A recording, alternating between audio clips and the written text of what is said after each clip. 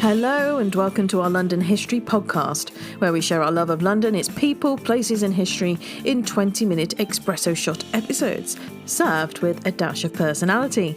I am your host, Hazel Baker, London tour guide and CEO of London Guided Walks, providing private tours, treasure hunts, guided walks and live London quizzes to Londoners and visitors alike. Don't forget, to accompany this podcast, we also have really great show notes, including pictures and this time a map. We have London history-related blog posts for you to enjoy absolutely free. And of course, now we have The Daily London, providing you with a couple of minutes of daily inspiration for things to do in London for Londoners. You can listen on iTunes, Spotify, add it to your Alexa flash briefings.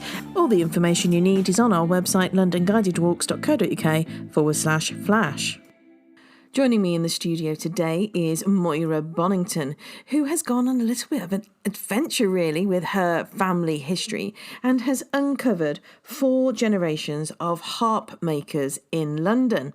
And I've invited her here today to share her adventures and some of her findings. I must admit, Moira, I got very excited when I read your research about your family history, because it's not just about the streets of London. This is about the people that lived and worked in them as well.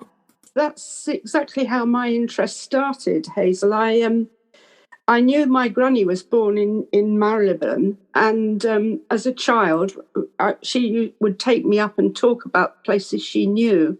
Mm-hmm. But of course, you never remember all that. No. And long after people are dead and gone, you wish you'd asked all these questions. But the censuses, which are now online in various genealogical sites, weren't readily available. I managed to get hold of one, and I was absolutely fascinated because I knew addresses where they lived, and I could walk up and down the street, literally walk up and down the street on the computer, and I knew who was living in the house next door and what they were doing.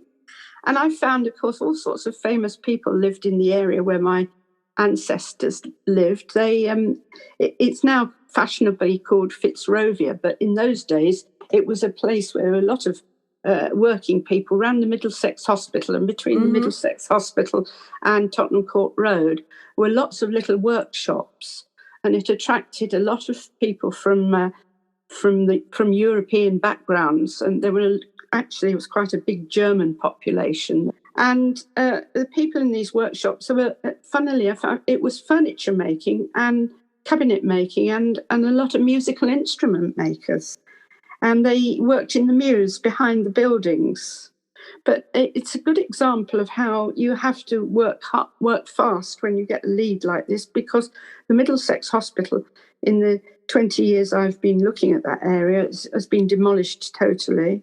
The church where my grandmother and a lot of her ancestors were baptised, which is next to Albany Mews, Holy Trinity Church up at the top of Tottenham Court Road, became an SPCK bookshop, and then it was deconsecrated totally, and I think it was a nightclub at one stage. Oh, goodness. You walk along these streets hoping you'll see, don't you, the buildings that you've imagined, and they're no longer there. No. Your interest in all of this, Moira, started, I believe, from an old brown envelope. Isn't that right? Oh, where did you find all that? Have you been Googling me? I've been Googling you, and I love this little story. You know, it's all about how people get on the path, you know, and how they get hooked. Yes. Yeah, exactly. So. You can see I was so enthusiastic. I went off on this great trail for a while I published things all over the internet and found 7 harps with my family name and several cousins that I didn't know about. Wow. So yes, it's quite a nice thing to do. And in lockdown, of course, if you have the time, you've got the time to do these things again. Well, why don't you tell the listeners about the brown envelope that your father gave you? My father met me at a pub one lunchtime, and he handed me this brown envelope, and in it had my grandmother's birth certificate and marriage certificate, and it had a picture of this old gentleman holding this harp. I'd never seen him before, and his great white beard. He would have he looked very interesting, and he said, there you are, I think you might find that interesting. But one of the articles and one of the bits of paper that was in there was a very torn newspaper article about a man called Morley. And Mr. Morley had a shop, and it was full of harps. And he said, oh, your grandfather knew this chap. Well, I went home and straight away I was on the internet, and believe it or not, I found out that there was a chap called Morley who still had a harp business. So I was on to him straight away. And Clive Morley he and his brother or cousin, I'm not sure now, had separated the family business, and one concentrated on pianos and the other on harps. Mm-hmm. And they had bought up the family business in 1926 or thereabouts, when the last of the Harnack family, which was my family name, died. And it turned out that there had been some records that they'd taken over, and businesses like that had very, very detailed records. And in fact, the records of the Erard factory, which was the major producer of harps in London at that time, are all in the Royal College of Music archives.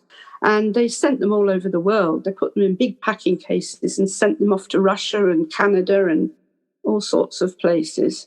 Now, along with the other bits of information I found out that this family, my family, which had this very unusual name, had been producing harps for, I could go back as far as 1808, believe it or not, when my great-great-grandfather, Henry David, boasted that his grandfather had made harps in the Erard manufactory, which was in Great Marlborough Street. That's roughly where the Royal Palladium is now. Yep. The theatre there. And Erard had come over to escape the French Revolution. That's right. He provided harps for Marie Antoinette, hasn't he? And Louis XVI.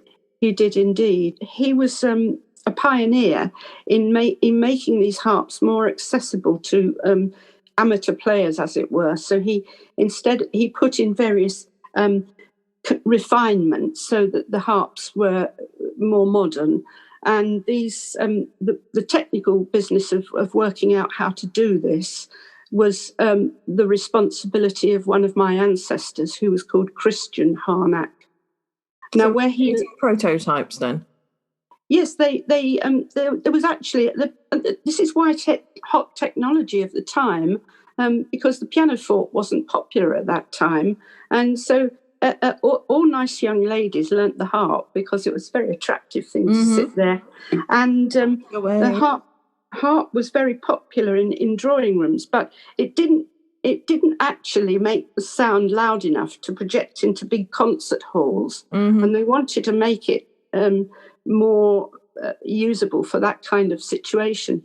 And so they employed lots of methods of making the harp stronger and so on and so forth.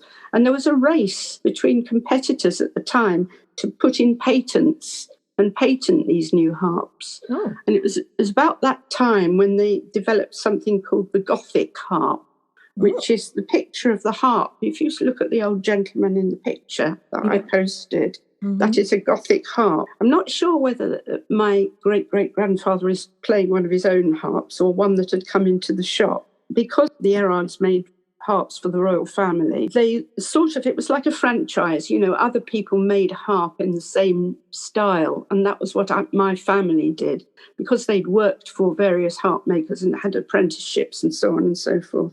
And it's a very complicated process. I have since visited various harp makers and repairers through the last few years.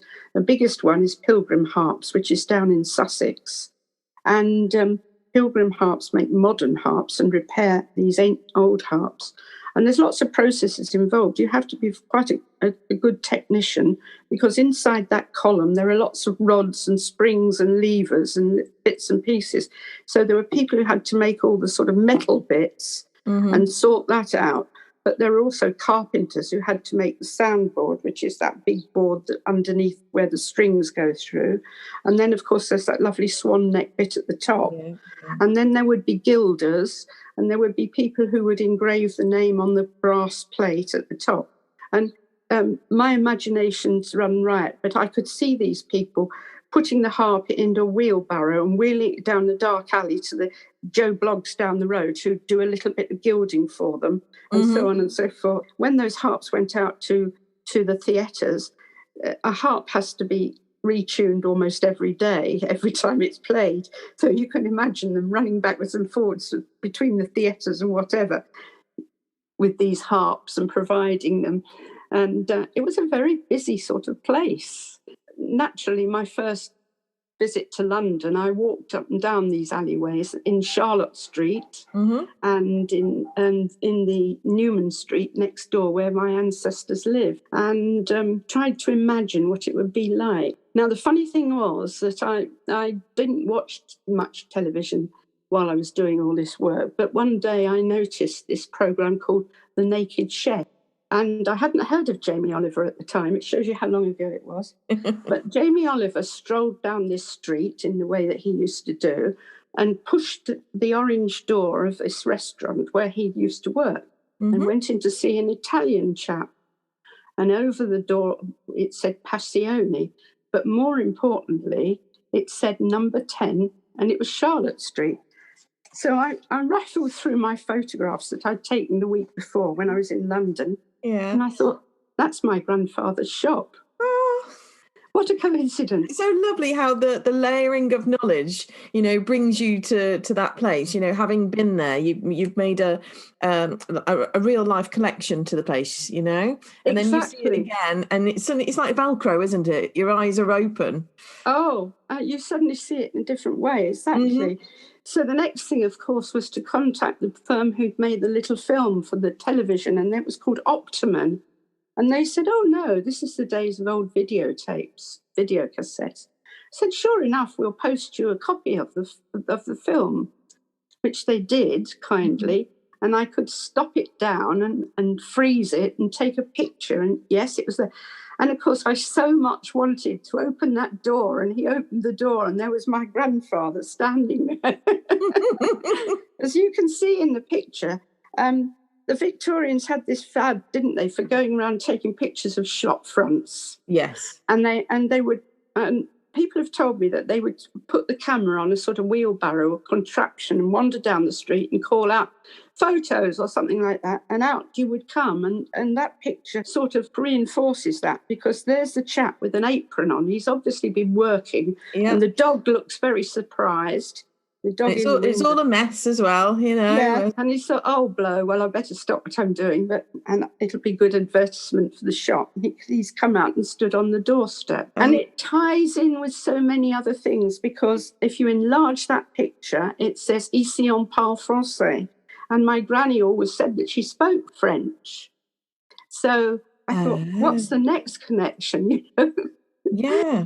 My granny had a sense of history. She had an album full of embroidered postcards from the First World War that had been sent back to her by her husband. And I don't know whether you've ever seen them. There's a little flap inside, and inside it says, from somewhere in France. They're never allowed to put any messages in them. And so I think I must have inherited through my genes her enthusiasm for this kind of thing. That's fantastic. Is it your great-great-grandfather who was 93 when he was still working in the shop? Yes, he was. That's phenomenal. And he started at what, the age of 11? Yes. There was a newspaper interviewed him at the time, and he was still working. And well, I wouldn't give up. They were a very sort of tough family, and they survived through thick and thin, and he was still working in the shop. My grandmother was born in 1886, and I knew her. She died when I was about 20. In my head, I can go back to the previous, not the previous century, the century before that, what she told me about it when she was a child. And similarly, I got another coincidence. It emerged when Mr. Morley, the harp maker who Clive Morley, who still had a business, told me that there was still somebody with the name Harnack around. Ooh. And he said, I believe she lives in Bognor. Well, I now live in Sussex. So there I go hot-footing over to Bognor to meet her. And she had all the expressions that Londoners have, the way she talked. I instantly felt I knew her, and we forged a friendship. She was in her 90s at the time herself. And the point of this is that she said, yes, she hated it, but on Saturday mornings, she used to go in to help this old chap string the harps for her pocket money. And she hated harps. Because it's a tough job. You can imagine a young lady going into this dusty old workshop with this rather crabby old fellow. That's right. And he worked with his brother, didn't he? Your grandfather. He did. His grandfather, his brother was a bit younger, and he tried to carry on the business, but he was quite poorly, and that's when it all fizzled out. And there was nobody to take over because the two sons, Henry, who was called Harry, and George, were in the musical business. They were violinists or fiddlers, as my cousin Queenie said. You never say violinist, you say fiddle. They play the fiddle. And they played the fiddle in the London theatres. And one of them played in a band called Herr William Morgan's Blue Hungarian Band. That's a mouthful. It is a mouthful. And according to all the records, they played at big, smart London venues, and they also played for royalty and the aristocracy. Because you've got to remember, Queen Victoria came from a Germanic background. Yes. And the Hungarian band played this kind of Hungarian gypsy music. They had harps in it, and they had an instrument called a cymbalom, which is a hammered dulcimer. So you imagine you take the top off a piano and you hammer on the piano strings. And she loved this kind of music. But this band went around, and I have a picture of them somewhere, of them in their blue uniforms, which they look like hussars. You can imagine as soon as the First World War came along, they ditched those uniforms and went into mufti. Being a child of the 60s, I thought if you say it slowly, Herr William Morgan's Blue Hungarian Band, it's roughly the same as Sergeant Pepper's Lonely Hearts Club Band. I was thinking that as well. I mean, no, that's absolutely fantastic, Moira. I mean, it's just amazing, this journey that you've been on, and you're still continuing on that journey now. Reconnecting your family's history, I think it's absolutely fantastic, and thank you so much for sharing that with us today. That's great. Thank you for getting in touch. It's been enjoyable. And if you're finding yourself with a little bit of extra time on your hands, now in Lockdown 2.0 in session, then perhaps this will inspire you to research your own family history. If you do have a couple of seconds, then a review is always appreciated.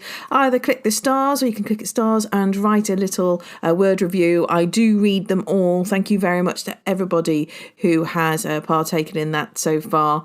It's been really great getting your feedback and being able to curate the content that you want. And if you are out and about in London and having your daily exercise and see something interesting and historic, then why not post it on Twitter and tag us at guided_walks, or on Instagram, walk_London. It'd be lovely to see what you're up to. That's all for now. We'll see you next time.